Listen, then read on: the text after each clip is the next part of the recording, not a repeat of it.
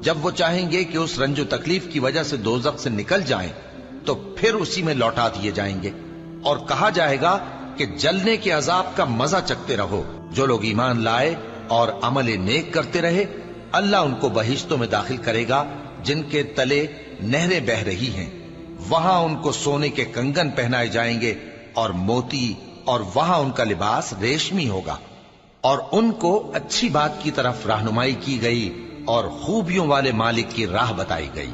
جو لوگ کافر ہیں اور لوگوں کو اللہ کے رستے سے اور مسجد حرام سے، جسے ہم نے لوگوں کے لیے یکساں عبادت گاہ بنایا ہے، روکتے ہیں، خواہ وہ وہاں کے رہنے والے ہوں یا باہر سے آنے والے، اور جو اس میں شرارت سے کجروی و کفر کرنا چاہے تو اس کو ہم درد دینے والے عذاب کا مزہ چکھائیں گے۔ اور ایک وقت تھا جب ہم نے ابراہیم کو خانہ کعبہ کا مقام بتا دیا اور ارشاد فرمایا